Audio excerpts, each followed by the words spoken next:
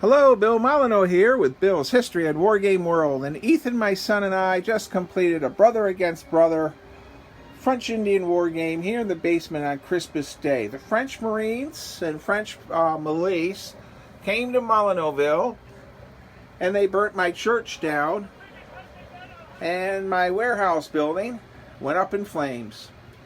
Now the militia that were guarding that part of the table, they had several bad die rolls of retreating, and they finally rallied right near the end of the table at the cemetery.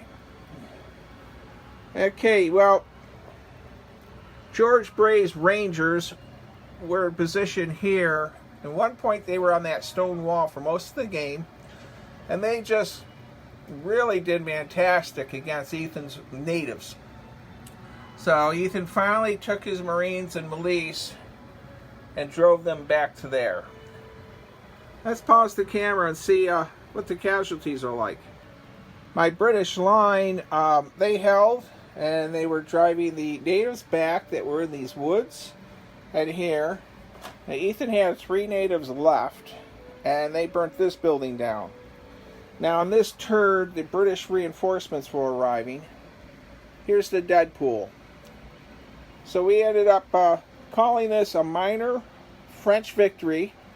They failed to burn down the barn or the blockhouse, but they did get the warehouse and the homestead.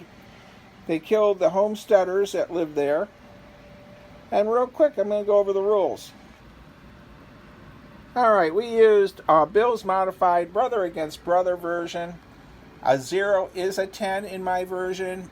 We flip a card. And regular cards, you can see how a regular card activates a unit. Face cards activates 2. An ace card activates 2 units, or it can activate 1 twice.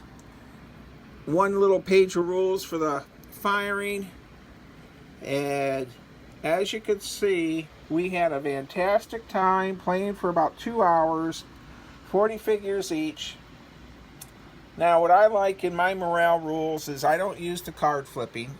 I use the D10s. Militia and gunners, they use 2D10. The high die is the number you use. Line troops is 1D10.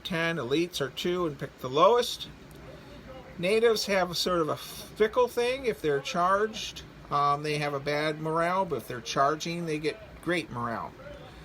And that's about it. As you can see, you don't always need massive rule books and pages upon pages to have a good war game. This beautiful table that we put together in under probably 30 minutes. And a few shout outs. The 3D printed figures were made by Josh Warliff. Jim Shaw painted many of these figures himself. And my incredibly cool battle map that you're seeing was gifted to me by Scott Mingus, a famous author and historian, and also scientist in a non-military sense. It's sort of funny. He is a scientist in the printing world, and I'm very fortunate to have him as a friend. So,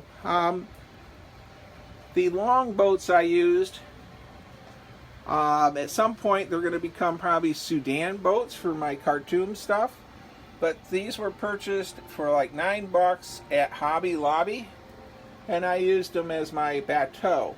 I do not have any 54mm canoes at this point. So I'm going to say it's Christmas Day. Ethan pretty much won the game. But he did learn you should flank the Rangers and not keep charging with natives on the front. Thank you. Stay safe. Be kind. Be courteous. And I hope you had a happy Hanukkah, Kwanzaa, Merry Christmas, or anything else in the way of holidays. Thank you, and I wish you a very good 2023 coming up.